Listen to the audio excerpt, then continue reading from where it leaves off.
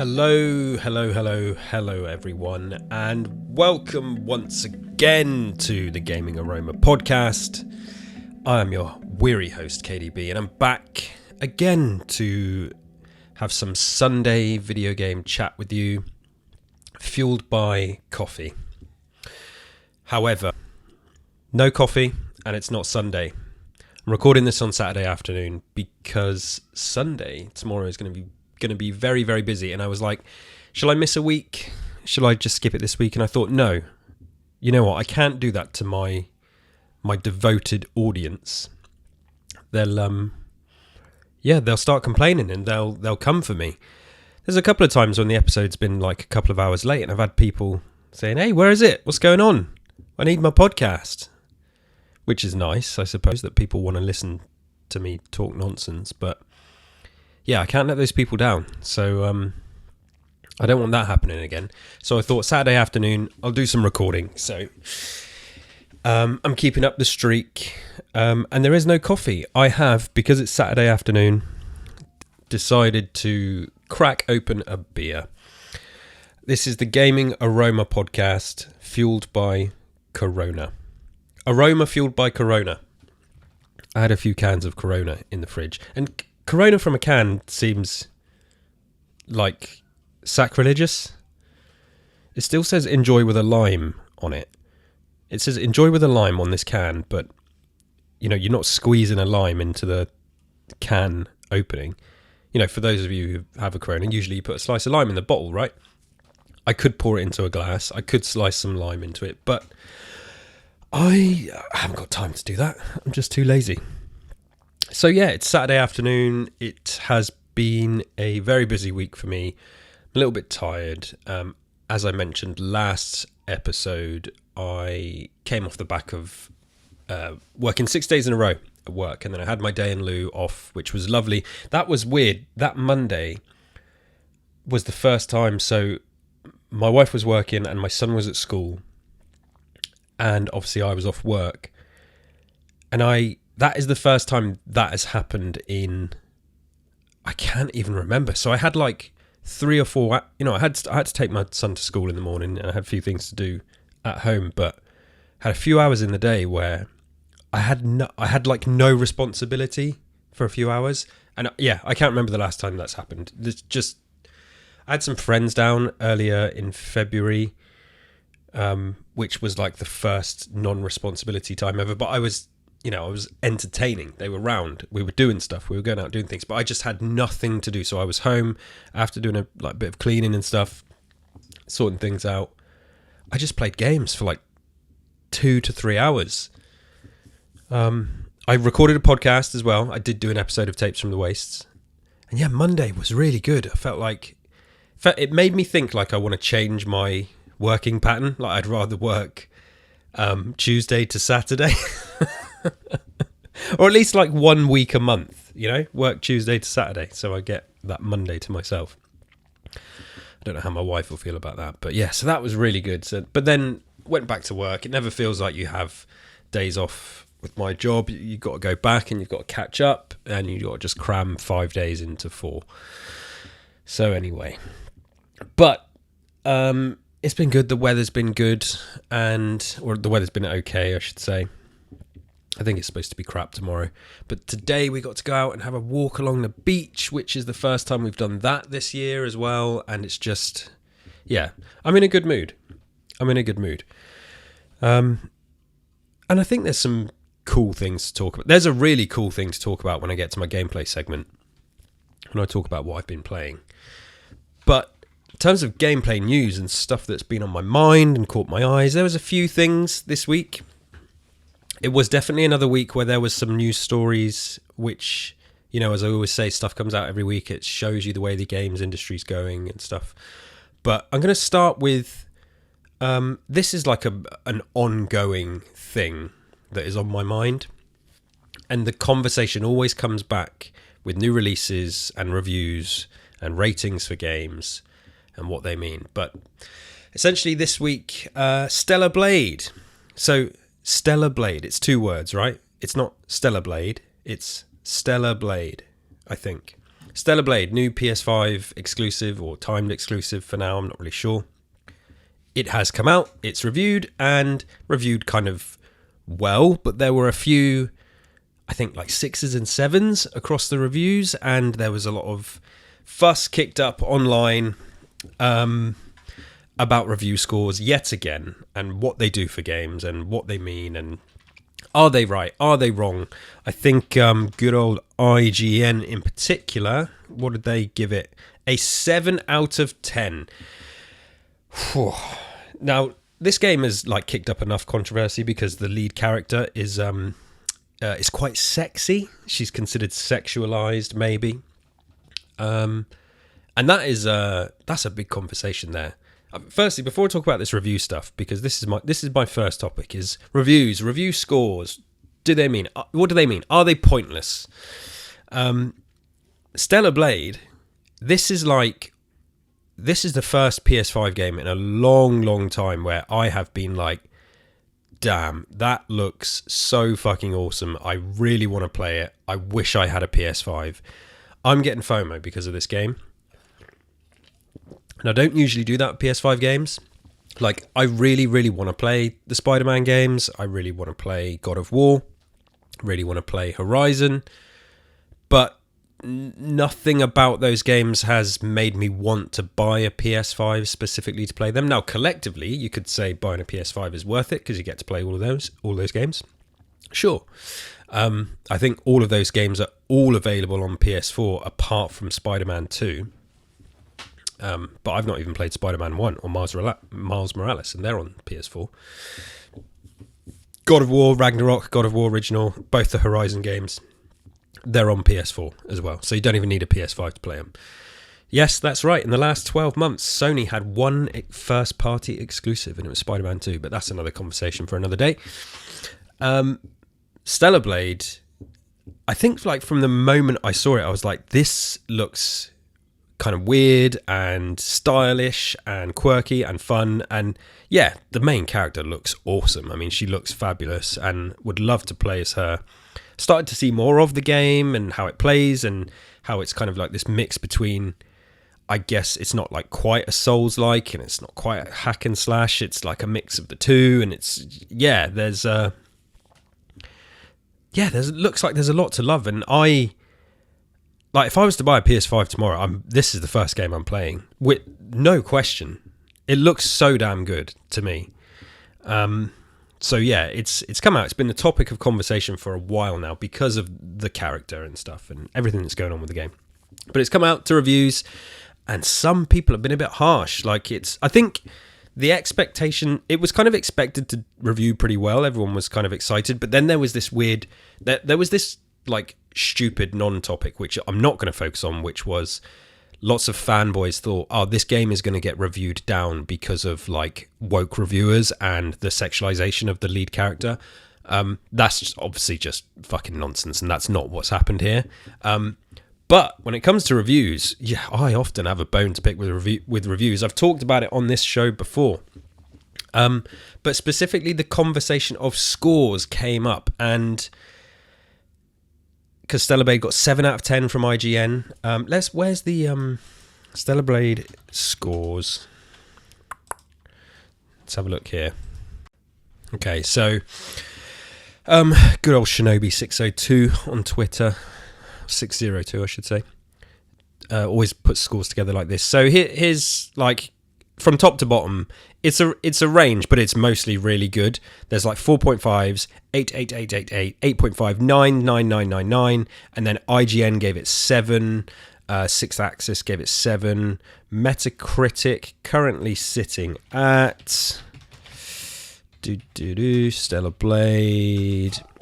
It is currently sitting at an 82 on Metacritic. It's a damn good score, right?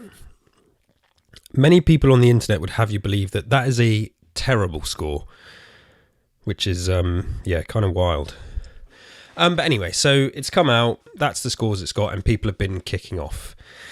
And it just kind of got me thinking, because one of the biggest things, I mean, IGN, God bless them, yet again making life difficult for themselves, right? They put out the 7 out of 10 and then kind of had people from their site going out their way to reiterate that 7 means good and 7 it means it's not a bad game and 7 is good. And the problem is perception. Okay, there's a few problems here.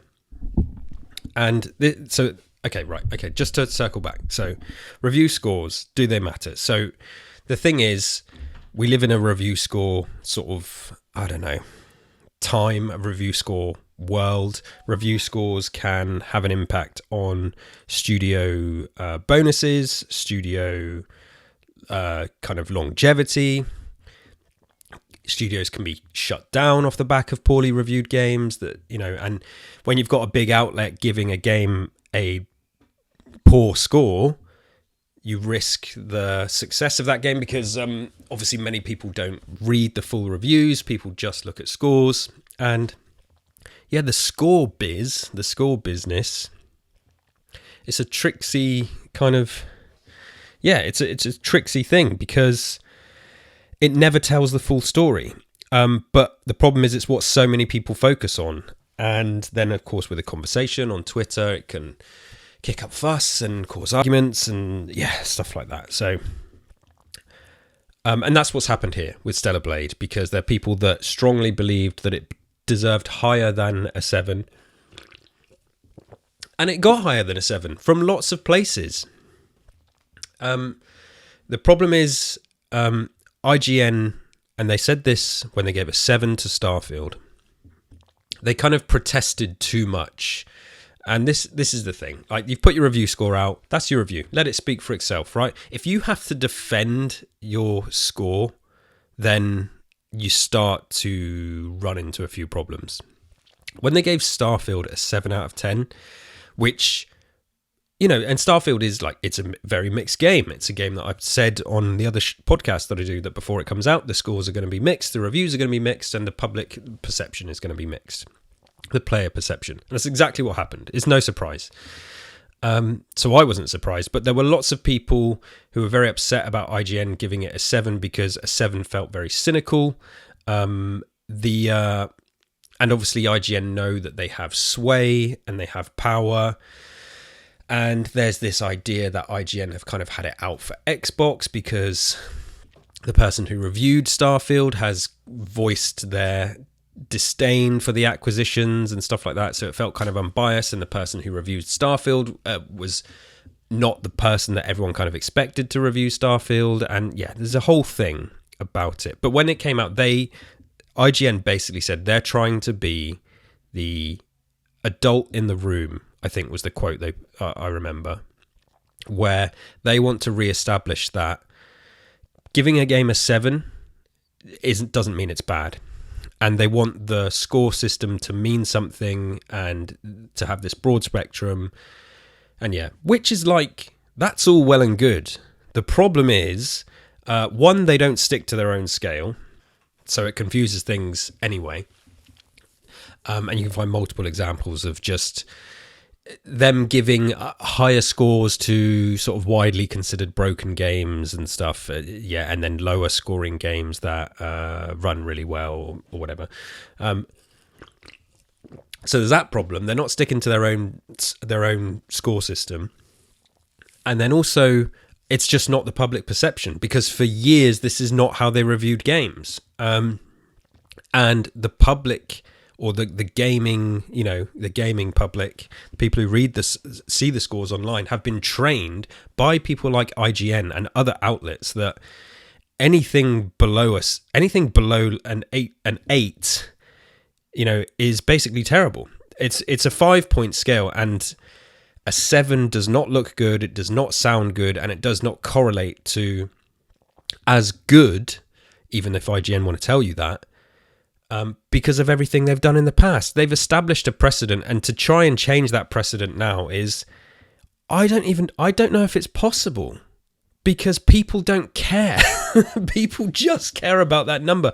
People, what matters is the words. The reviews, the words matter. But that wide public perception has been established. If they see a 7, they're going to think it's poor.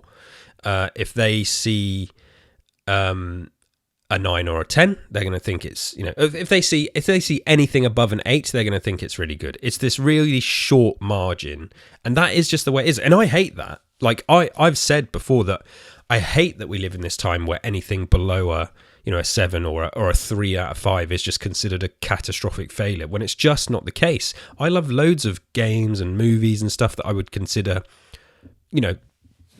mid-scoring, if you like, but I think they're really good and they've got lots of redeeming factors, and I'd recommend them to people. But if I told somebody that wasn't going to be listening to me, isn't going to listen to me talk about something for 30 minutes, and they said, oh no, just give me a score, and I said, oh, it's like a 3 out of 5, they'd think, but a 3 out of 5 might be really strong. A 4 out of 10 might be really strong and enjoyable. It's just, yeah. So public perception is just ruined, really, and to try to retrain the public now in this day and age of social media, and where basically most other outlets are sticking to this other system where they know, you start getting to a 7 and below, that something's gone wrong with the game. But then there's other outlets that don't, and they do try to, they put their score systems out there, and they say, no, with, they're sort of trying to take the same route as IGN and say, yeah, no, a 5 and a 6 can be okay, but it doesn't matter. I think it's futile, and I just think it's, all your intentions can be good, it's just pointless. And I think it's time to, I don't know, is it just time to have a conversation about review scores and these numbers and how kind of redundant they're becoming? Because it's not just IGN, obviously lots of other places do this. And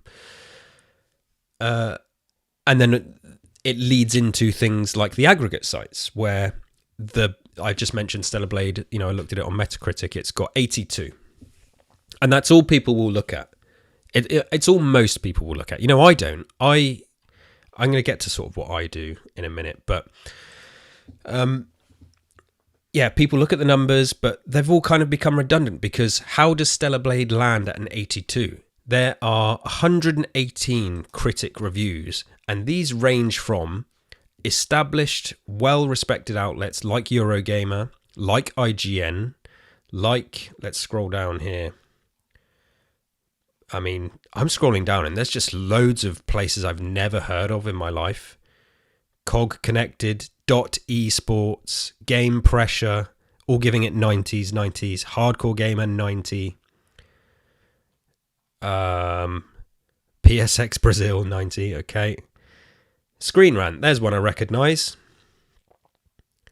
XGN, Gaming Bible, recognise that. Digital Chumps 90. But anyway, so there is a full, that's 118 I mentioned. That is a range across the board.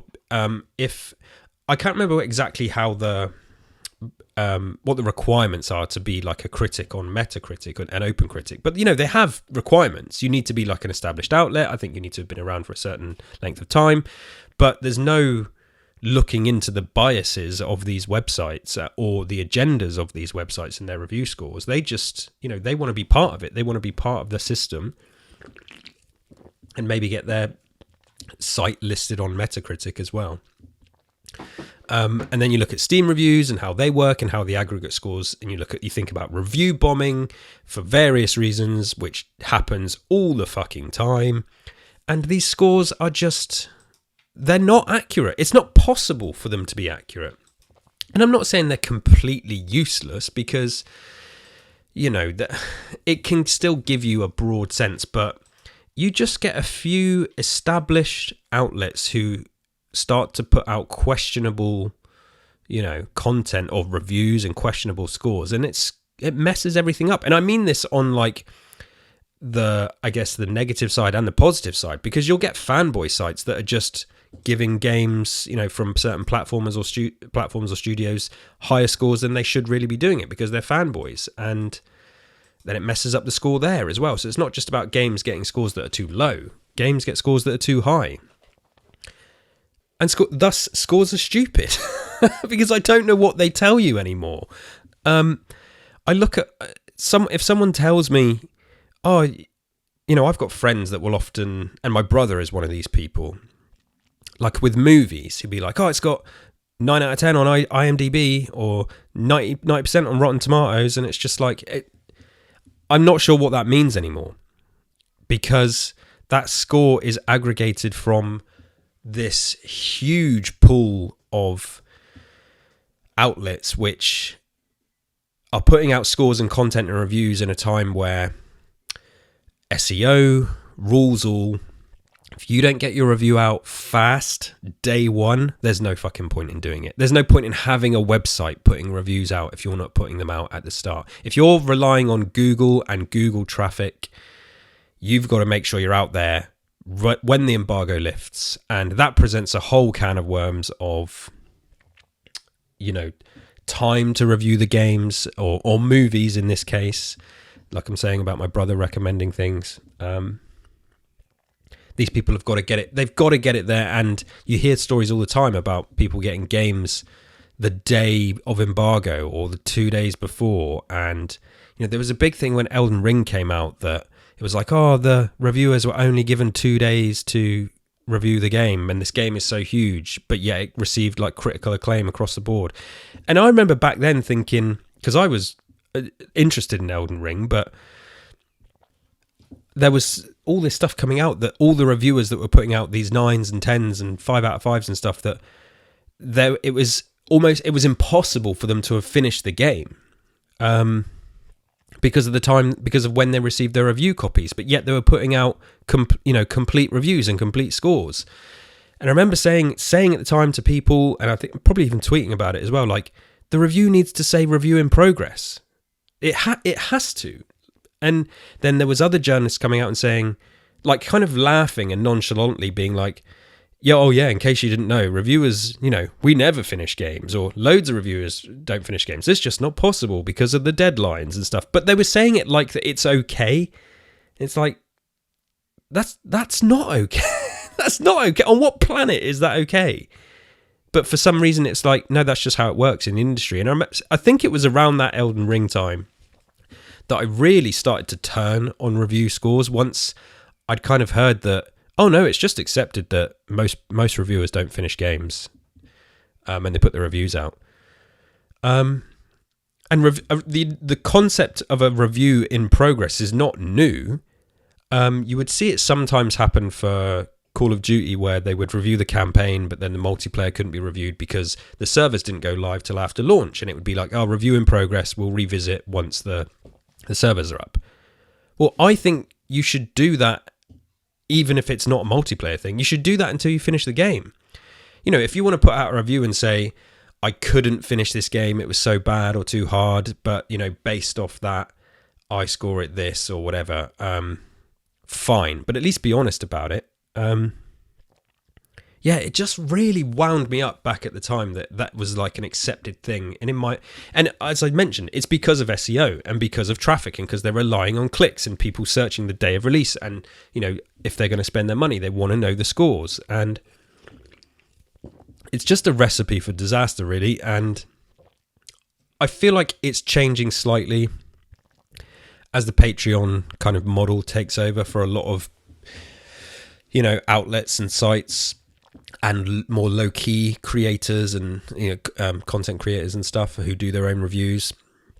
A lot of them still do want it to get it out first and early, but some of the biggest Patreon providers, they don't give their reviews until they give them whenever they want, because it doesn't matter. They're not driven by SEO and website clicks. It's just their subscribers, and I kind of like that. And then personally for me, like when it comes to review, as I say, I started to turn on review scores, but prior to Elden Ring, there was already, and this is something that I champion to everybody, that it's like, look, if you have an interest in something, in movies, music, games, books, food, clothes, trainers, technology, I don't know, whatever it fucking is, you need to find people that you trust.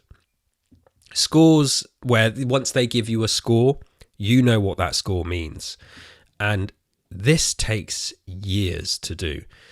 I think about the people that I kind of follow in tech and gaming and movies and stuff. And if like if a game is coming out where I'm not sure if I'm, I think it's something like, okay, let's jump back to Starfield. Like, I didn't need to see any reviews of Starfield. I knew I was going to buy it. I was kind of interested to see what the reviews and scores were, but it didn't matter. If the game had got a 4 out of 10, I would have still got it. I would have still bought the game, because I know that Bethesda's track record is good enough for me. Fallout 76 is a game that's got, I don't know, like 50 on Metacritic, but that's a game I play all the time, and it doesn't matter. It's having a resurgence, by the way, thanks to the Fallout TV show. South Park Snow Day came out recently, was reviewed at like 3s, 4s, 5s, 6s and stuff like that. It didn't matter to me. I just wanted to play the fun South Park game, and it was fun. Was it brilliant? No. But it was like 25 quid. I got a lot out of it. There's some DLC coming as well, and it's just, the reviews, they just didn't matter. So there's stuff that I will buy where reviews, it just doesn't matter what it scores. But then if I am genuinely curious and think, right, I need to see, like Stellar Blade is a good example. I thought it looked great, and I probably would have bought it, but I wanted to know a bit more. And I can't buy it because I don't have a PS5. I was really interested to see what my trusted reviewers thought. So there's like 4 or 5 journalists, content creators, maybe a couple more, that over the past, I don't know, I want to say like 15 years. Some of them go back that far. Some of them are newer. Some of them are more like the last 5, 6, 7 years. There's a couple of people that I've been following for a long, long time, and I know when they're giving me a review and a score, I have the perspective of their entire output, their opinions through writing, videos, or whatever it is that they do. So I can contextualize their thoughts and see if it's going to jive with what I'm thinking and it makes sense, rather than just reading. I look at IGN gave Stellar Blade a 7. I looked at the guy's name that reviewed Stellar Blade. I've never heard of him before. He's done like 3 other reviews for IGN. It means nothing to me. It means absolutely nothing to me. Whereas if somebody like Ryan McCaffrey from IGN reviewed something, or Destin Legary, people that I've been following for years, I know where their biases lie. I know where their kind of feelings lie and their perspectives lie. If they give it a 7, I'd be like, okay, I know what that 7 means. But yeah, so it's difficult for IGN as an entity to maintain integrity in scores when so many people are involved in doing their reviews. They can talk about their scale, and they've got it up. You can read it. They've got a link to their scale where they break down what every single score means, and it's just stupid. It's just pointless because they have too many reviewers and too many people doing it. So if you like anything, find trusted sources. It's why you can often take the opinions of your friends. I think I've said that on this podcast. Your friends and family, they're not professional critics. They're not trusted. They're not, professional journalists or reviewers. But for better or worse, when I ask my brother his opinion on something, I know what's informing his opinion. So I know what weight it holds in certain aspects. If my brother was to give me a review on like Skyrim, he doesn't play those games at all. I'd know that it's just a pointless review. I know that he's never spent time immersing himself in that kind of world. So, I think about, my buddy Ryan, who I know sometimes listens to this show. Think about music that comes out. I know the genres he loves. I know that he is a musician. He can play music. He plays guitar, and I know what his tastes are because I've known him for 30 years. I've known him for like 30 years, nearly 30 years. Fucking hell. Ryan, if you're listening to this, my bones ache. So if when we talk about music together, I know what's informing his opinion, and we don't agree all the time. We don't. Sometimes he says stuff and I'm like, you're off your fucking head, mate. Like, and I know I can say that because I know where he's coming from, and, we respect each other enough to, to speak to each other like that and And but through any disagreements, at least I know when I'm going to him, I wouldn't go to him and really ask his opinion on, I'm trying to think, something that he doesn't like. But whatever, there's stuff out there that I know he has no interest in. There's no point asking him what he thinks about it. He'll come to me and ask me stuff. I've got friends that have been this past week asking me about Fallout because they know I'm into Fallout, because they know they're going to get a trusted, informed opinion. Yeah. Now, all of this is obvious, right? What I'm saying, all of this is obvious, yet somehow, despite this being obvious, I'm sure it is to you listening this, despite it being obvious, there's all this fucking chaos online about review scores. When I see the 7 for Starfield from IGN, I'm just like, yeah, it's cynical. I know I can't take that seriously because I know the person that reviewed it.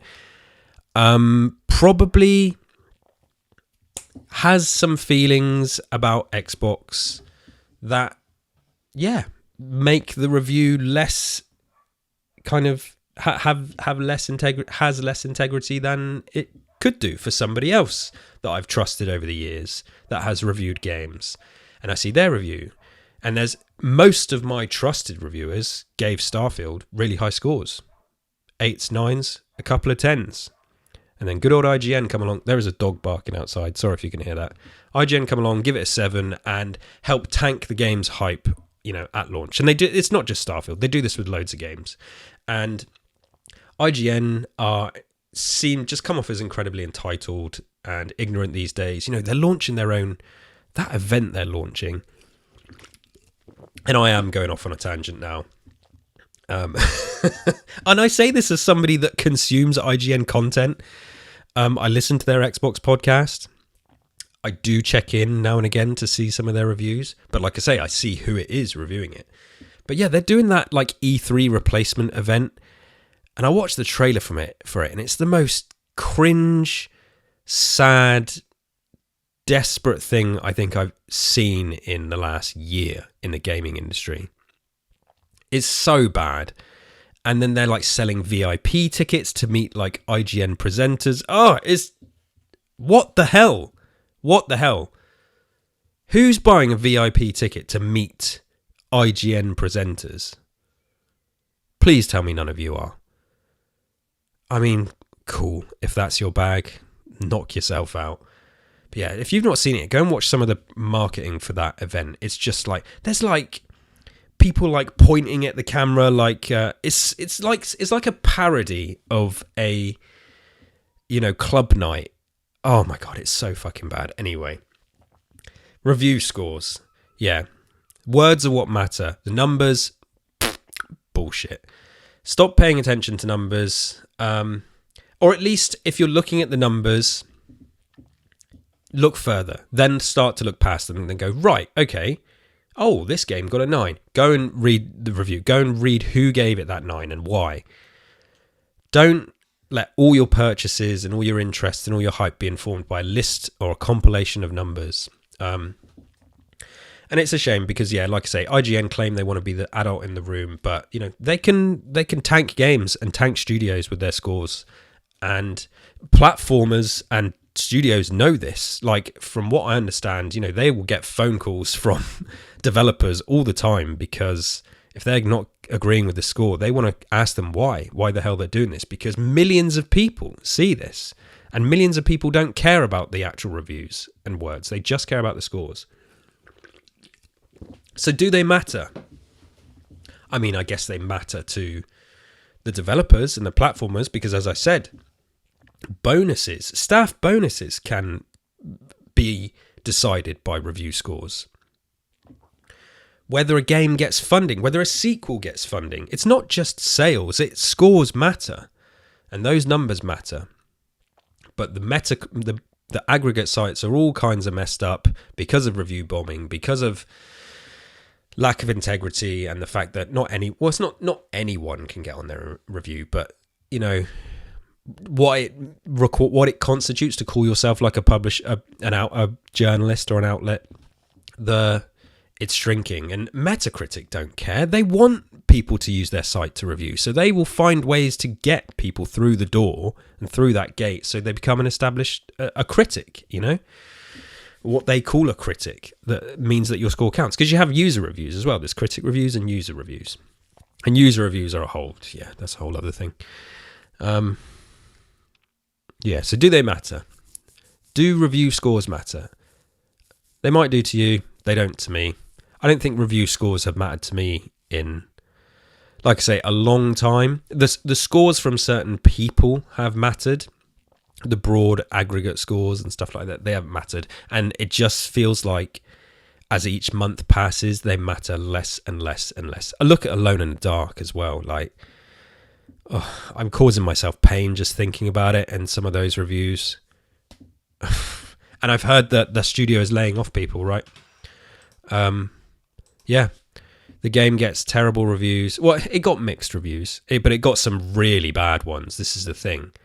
It got a 1 out of 5 and a 2 out of 5 and stuff. I'm not saying the dude's name again. Go and listen to my episode about the Alone in the Dark reviews. And that studio is now laying people off. So there you go. I hope you're happy. Now, are reviewers beholden to studios to just say something's good when it's not? No, of course they're fucking not.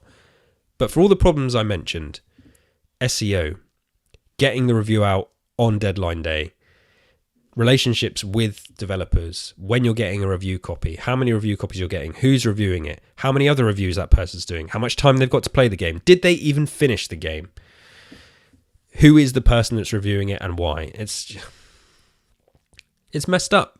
I think it's messed up. And it's just really kind of got my goat again this week. Because I don't like to see good games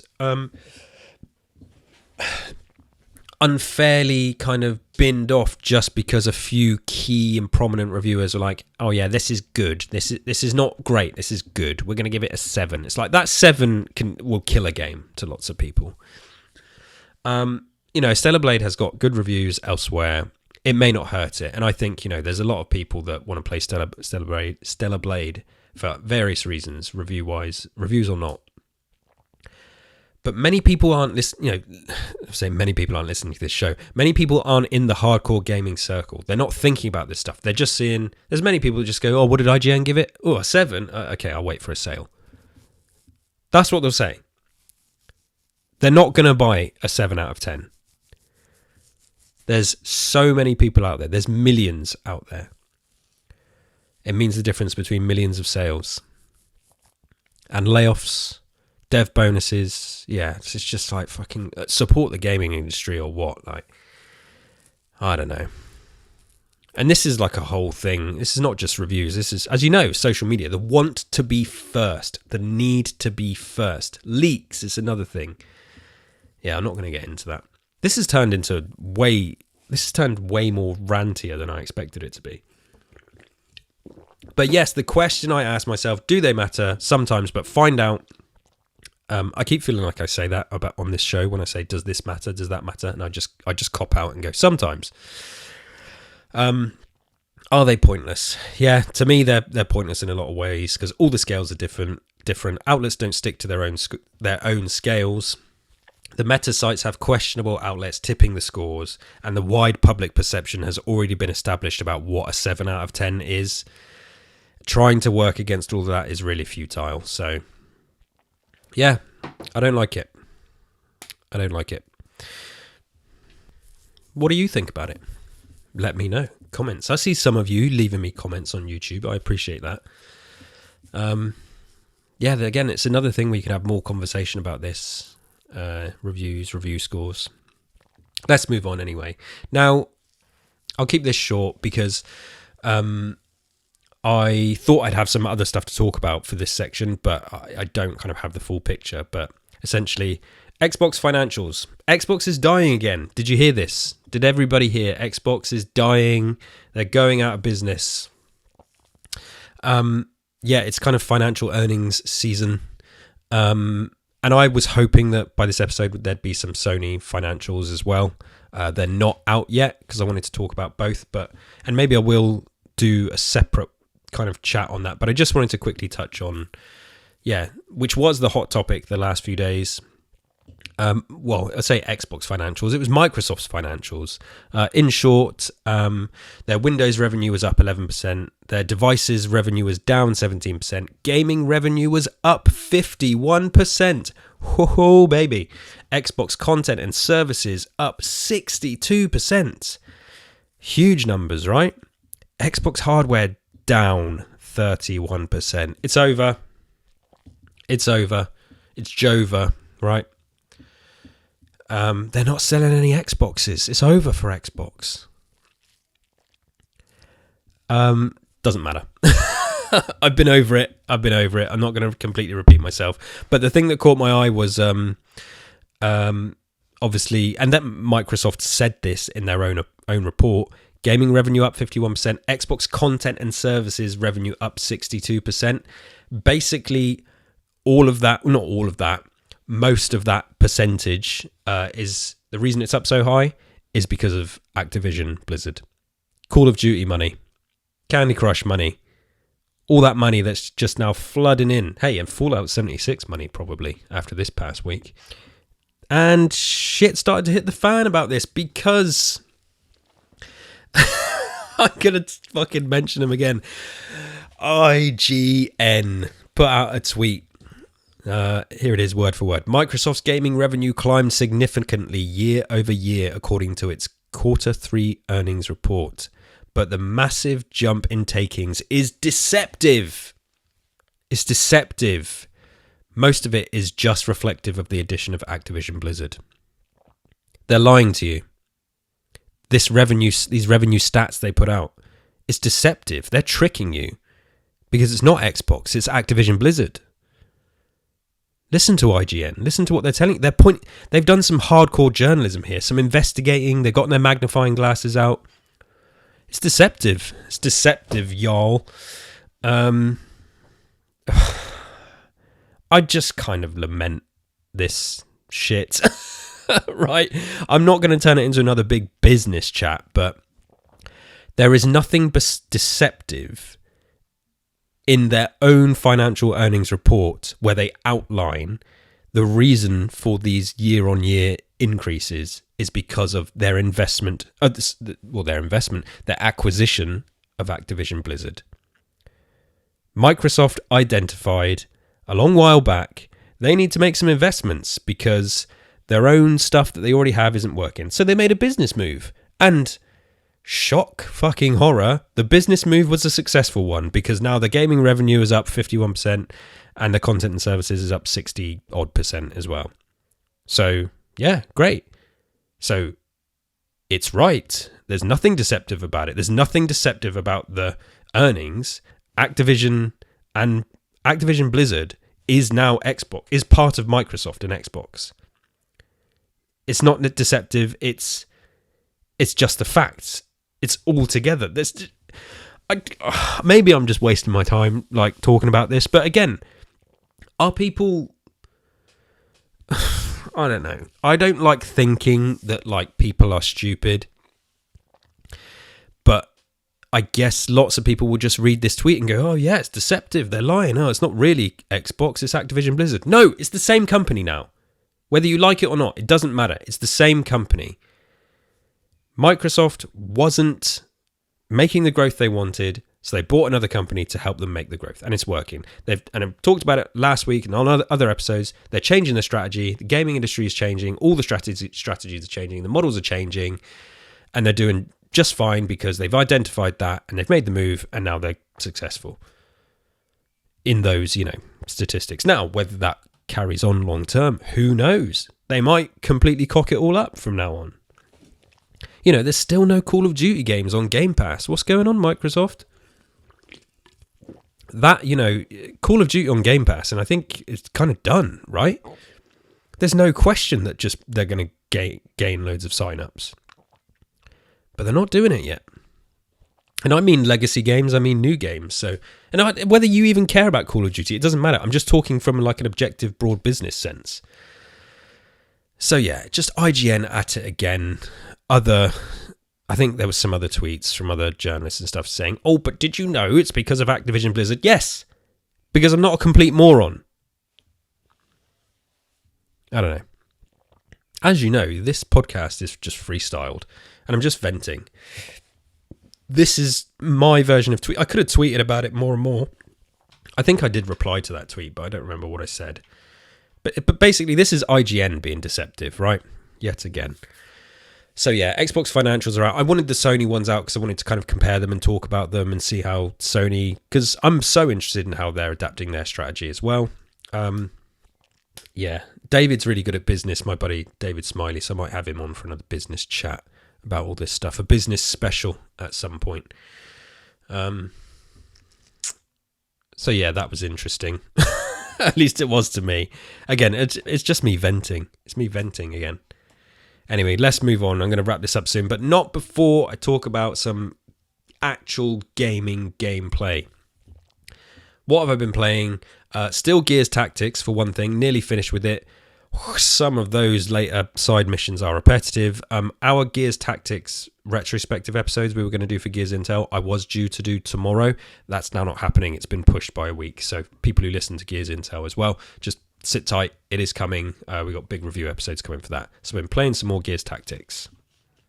And then I do have a new game to talk about. And it's funny because the last few episodes, I think, where I was talking about what's coming up and what games are coming out, I was like, oh, there's not much coming, so am I going to play Cyberpunk? Am I going to do this, that, and the other? And there was a game that I just kept forgetting about. And it's funny because this was a game that I've had my eye on since the Game Awards, when the director came out on stage and talked about this game that he was making that was inspired by his personal story about the grief and loss of his father, and he was turning it into a video game. And that is the director is Abu Salim, and this is an actor. He's the voice actor of Bayek from Assassin's Creed Origins. Abu basically started a game development studio, like an absolute legend. Firstly, Assassin's Creed... Okay, so I should say the game that I'm going to talk about. The game is Tales of Kenzera, Zao. That's Tales of Kenzera, Zao. And any of you who watch the Game Awards will have seen Abu come out on stage and talk about the game. And since then, I've seen him crop up in a few other interviews and then heard about this indie game that he's making. And it just caught my attention because I really fucking love Assassin's Creed Origins and I love Bayek. And so as an actor, he's been in a bunch of stuff, right? Let's have a look. So let me just have a look. Raised by Wolves is one of the big things he was in. He had a small role in Black Mirror. Napoleon. Oh, so that's the Ridley Scott film, right? So he was in that. And he's going to be in season 2 of House of the Dragon, which I bloody love as well. But he's done some voice acting in video games. He's been in World of Warcraft, Diablo Immortal, Xenoblade Chronicles 3. He does voices in Diablo 4, which is funny because now I think about his voice, I'm like, yeah, I've definitely heard him in that. But Bayek of Siwa from Assassin's Creed Origins, that's the Assassin's Creed set in Egypt. For me, it is by far and away the best Assassin's Creed and just one of my favorite video games from like the past 15 years. It's a huge game. I think I've played through it 3 times. Yeah, I love so much about that game. And I love him, like Bayek is, and I think even in Assassin's Creed circles, he's considered like one of the stronger characters and people want like a follow-up that stars Bayek to him or of his story and stuff like that. So anyway, yeah, big fan of that. But yes, Abu Bakr Salim, that's his full name, Abu Bakr, but he goes by Abu for short. So I've been keeping my eye on this game, and in sort of more recent weeks, seeing more interviews and hearing about the hype as the game was finally coming to release. And I don't know why I kept overlooking it when talking about it on this show. I think, to be honest with you, I think when I was pulling up lists of games that were coming out and I was going through it and scrolling, it just wasn't on them. And I don't know why. I guess that's the website's fault that put those lists together, because it is an indie game. So yeah, Tales of Kenzera Zao, what is it? So let's just give you, for those who don't know, it's a 2024, obviously, because it's come out this year. It's a Metroidvania, and it's developed by Surgent Studios and published by EA under its EA Originals label. It's released for Nintendo Switch, PS5, Windows, Xbox Series X and S on the 23rd of April 2024, which is literally like 5 days ago. Not even that. What was it today? 27th. And upon release, it has received positive reviews from critics. Gameplay. Tales of Kenzera Zhao follows the story of a young shaman named Zhao who must capture the spirits of 3 monsters as offerings to Kalunga, the god of death, who promises to revive his father. That's like the one-liner of the story there. But yeah, I kept seeing stuff about this game and I was like, this sounds really good, and I love Abu, and the fact he started this studio and this is their first game, just really, and it's a Metroidvania and it looked good. It just looked kind of stylish, and it looked, I guess, for an indie game, it just looked swish and sleek. And so yeah, it has been on my radar, and then it completely caught me off guard this past week where it was like, oh, the release date is here. I got it for $13.99 from CD Keys, and which is, you know, a great bargain. And I think just at full price it's like 20 quid, right? This is a 20 quid game, and I've heard Abu talk about this game. Now, firstly, obviously published by EA. Okay, so Abu, he's written and directed this game, and he's obviously built this studio and worked. He's got his developers. It's very much his game, his story. But firstly, so published by EA, I've heard him talk about his relationship with EA, and there's a lot of people that might turn their nose up at this and be like, EA, really? Like, I'm paraphrasing his words here. He basically said EA let him do whatever the hell he wanted with this game. I'll get more to about what the actual game is in a minute, but you know, he said that working with them was very freeing, and you know, just because people will have their preconceptions about what a game published by EA means. He spoke very positive of them, and you know, I guess maybe he would, because they're the ones that funded his game, or at least, you know, published his game.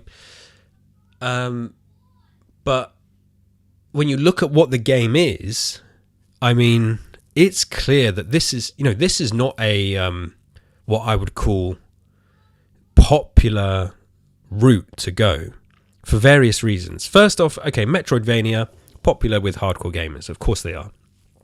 But then in terms of what the game is, so this is basically steeped in like African mythology and religions and gods and deities, and it draws a lot of influence from Bantu cultures in Africa.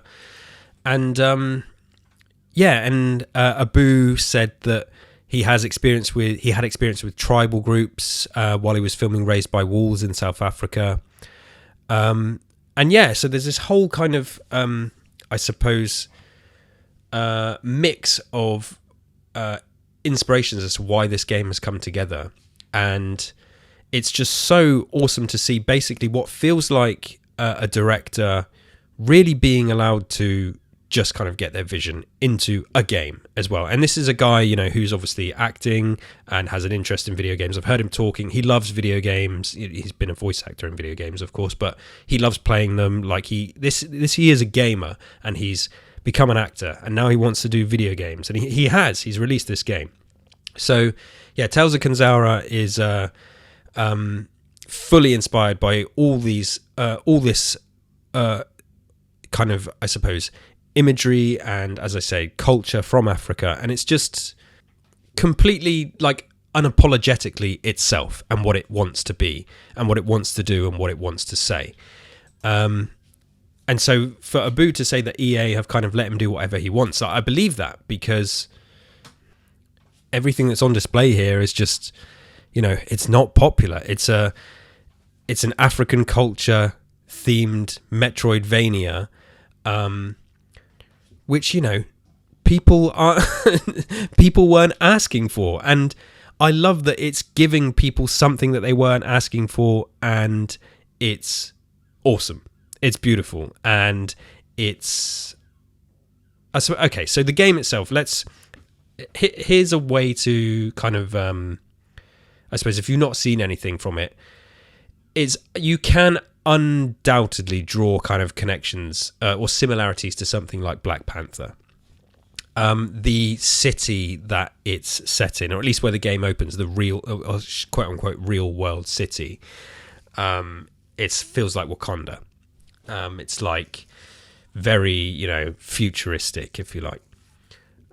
But that is kind of honestly where the similarities end, because this is so clearly its own thing, and the stuff it's drawing from is stuff that I've, not seen before. And it is funny, just as like a little aside, so you can play the entire game. So obviously, first of all, the voice acting and performances are fantastic, which I'll touch on more in a sec, but there is an option to play this entire game in Swahili, and it's been voice acted in Swahili.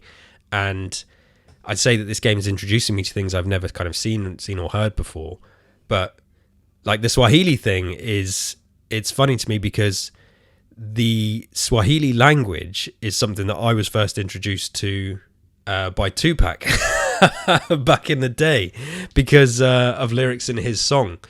So and I don't know, I've not talked about it on this show, but I certainly have online and stuff. Like I have like a deep kind of interest and love of African culture and Black American culture as well, which absolutely stems from my love for hip hop music. It did, but then it's funny, and I think about growing up and my mum's own interest in African culture and the stuff we had around our house. One of the closest friends of the family was like the only black person I knew growing up. She's a lady that's still a friend of the family today, and I was somebody who was absolutely kind of exposed to these kind of cultures and ideas from a very young age. So it's always been something that I love and interested. It's so far removed from who I am and what I am, this kind of culture, but I've always been interested in it, and I hate to sound like cheesy and like I'm just trying to say, yeah, look at, I'm always been interested in black culture. It's like I just have, and to the point where it's something that I kind of was bullied for growing up and right through to college as well. Thankfully, I think those days of that kind of idea has sort of changed now. But yeah, so going around the houses a bit, was really interested in this game. It's a Metroidvania about grief, and it has this weird kind of meta thing, because the way it sets up the game is the character you start as, his father has passed away. He reads a book that his father wrote, and the story of that book is the character's father has also passed away and he wants to bring him back to life. And then, of course, Abu, who made this game, his father passed away. So there's this like triple meta thing going on in terms of the story, which is kind of cool. It's a 2.5D Metroidvania game, very much like Prince of Persia, which came out earlier this year, which I also absolutely loved. People who are used to Metroidvanias, like Ori, like Metroid, obviously, and Castlevania. Ori, Hollow Knight, these kind of games. It's like that. And it looks great. It's made in Unreal Engine. So obviously even indie games these days made in Unreal Engine look big budget, just because of the way Unreal works and the assets it gives you access to and all this kind of stuff. So it looks fantastic. It's easy to pick up and play, and it kind of, the main function of the game is you have these two masks, a moon mask and a sun mask. Each have different powers. One of them's like a melee power, and the other one is more of a projectile power. And you've got obviously your superpowers as well, your big kind of explosive power-ups that you use. And I'm about 2 hours into the game so far, and yeah, so far Tales of Kenzera, it's so cool, and it's unbelievable how cheap this is. Oh, and that's the thing I was going to mention. Listening to Abu talk about this game, he mentioned that EA put to him that the game should be 35 quid, and they were like, oh, because it is an indie game, it's a smaller game, it's not AAA. They're like, we'll sell it for cheaper, 35, and he said no, sell it for 20. And he's like, he wants it to be accessible. He wants people to play this game. He doesn't want a price point to put people off. And that's just like, I mean, he didn't have to do that, and he's done that. And, they could have potentially made more money. I mean, are fewer people going to buy it if it's 35? Maybe. But I was always going to buy this game, and the fact that you can pick it up for like 20 quid is nuts, because it has the polish of easily has the polish of a AAA. Does it have the depth of a AAA? Probably not, but that doesn't matter. And I think this game's strength is in its story. Within the first 20 minutes, I was like, there's a couple of times where it hits you in the feels really early on in the game. It kind of says to you, look, this is what this is about. And, this notion of grief that, everyone can relate to at least some point in their life. And, it's funny because real true grief is not something I've had to really deal with yet in my life. Definitely had grief in some kind of small ways here and there. Both my parents are still alive. All my siblings are still alive. It was really morbid now. All of my best friends are still alive. I'm very lucky in that sense that I haven't had to kind of go through that. And I know people that have had to go through it, and it's, as an outsider, it's hard. It's even hard to watch. And as I get older, it's a topic that is always feels like it's kind of knocking at my door, right? My own dad is he just turned 83 years old and he's still going strong. He's fit as a fiddle, at least that we know of, and he's a legend. And I think this game has just struck a chord with me because, like I say, I love Bayek. I love the actor. I love that Abu has made his own game and he's talked about his story and what he's making it. I like Metroidvanias. It looked nice. I love the African culture, like themes that are within it. It ticked loads of boxes for me. And there's just something about this, me kind of living on the like precipice of grief, to be honest with you. It's striking a chord with me, this game. And I'm at this point in my life where again, this sounds really morbid, but I need to mentally prepare myself for, the next 10, 15 years of my life and what that means. And obviously pending any horrible accidents or, illnesses and stuff. My dad is getting older and we don't know how much longer he's going to be around. And we joke about this. Like, this is like, I know you're probably listening to this like, God, what the fuck? Why are you going down this road? I'm just being honest. Like, and my dad and I talk about this a lot. Like I say, my dad is coherent. He's fit as a fiddle. We all make jokes about, we're pretty sure he's going to live till he's 100, but you don't know. But whatever. And it's the same with my wife and her parents. Her parents are both still around. Both the in-laws are still around. But you don't know what's around the corner. And it feels like, I'm so lucky to be at this age. I'm going to be 37 this year, and I'm so lucky to be at this age and still have both my parents, because I know lots of people. I know people that don't, and it's something that I'm constantly trying to wrap my head around. Wow, I did not know that this episode was going to go this route, but I think that's why this game has really struck a chord with me. But it's funny because even just that kind of little personal connection and how I'm connecting to it. And I think that's why it's received positive reviews as well, because this notion of grief is something that everyone can connect to. But it's just a good game as well. It's an awesome little Metroidvania. I need to play more. I can't wait to play more. Apparently it's only short. It's like 10 hours. Looks great. Sounds great. Performances are... So Abu is in it as well. I'm pretty sure he plays Zhao, unless I'm being stupid. There's other characters and all the performances are great. The art style is great. It has that kind of character sliding onto screen, like comic book style, for the dialogue sequences and the cutscenes and all that. The power-ups look good, and all the little sort of biomes. There's villages, forests, rivers and stuff. It looks so good. It's beautiful. The music is good. It's like a screenshot dream. Yeah, so much to love about this game. If you've got 20 quid lying around, go and fucking pick it up. Because this is not the first time I've kind of like championed indie games on this podcast, and how I feel like indie games are, in a weird way, like these lights in the industry at the moment, which is really messed up, where like I say, these huge budget games that are not selling well, and live service and studios getting shut down, the thousands of layoffs, the fact that we can still get breakthrough hits like this, which mean something and are well made and enjoyable. You don't need to have a AAA 60, 70 quid video game to have a fantastic time. And this is yet another example of that. And I keep having them. The past 2 years, I think I've played and enjoyed more indie games than ever than I have at all prior to that combined. And yeah, I love the theme of this game. Really excited to play more. Tales of Kenzera Zhao.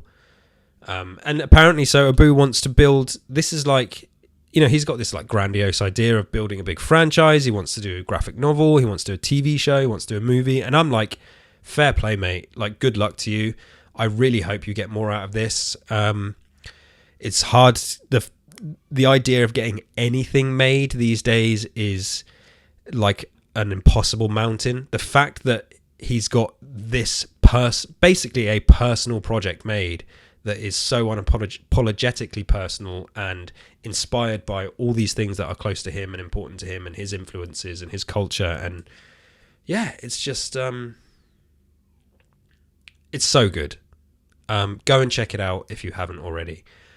I'm going to wrap it up before I start talking about death anymore.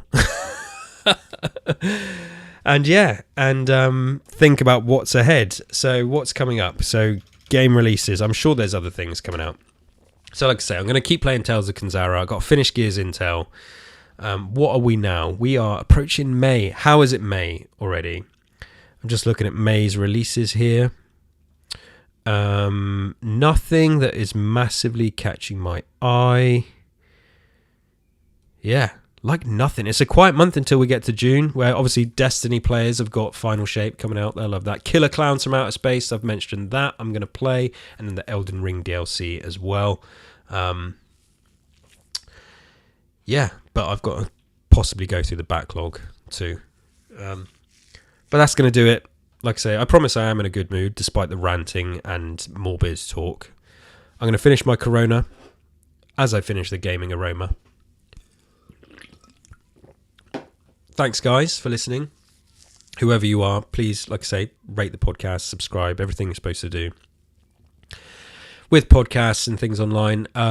Keep your eyes peeled for more Fallout talk on Tapes from Wastes. We put out our Fallout TV show reaction, which is fantastic. I love that TV show. There's 2 parts, 2 podcasts reacting to the TV show. Fallout 4 just had a big update drop as well, which is kind of questionable. I'm going to do an episode on that. Gears Intel stuff is coming. First Aid Spray stuff is coming. It's all coming. There will be more 2 carrots as well. I know Lou sometimes listens to this. Pull your finger out, mate. Let's do some 2 carrots. What else? Did I mention last time that I was on the most recent A Winner Is You, the video games draft episode? Go and listen to that. David and Alex, obviously my co-hosts on, my co-squad members on Gears Intel. Go and listen to that. Yeah, that's it. Gonna leave it there. Until next time. Bye.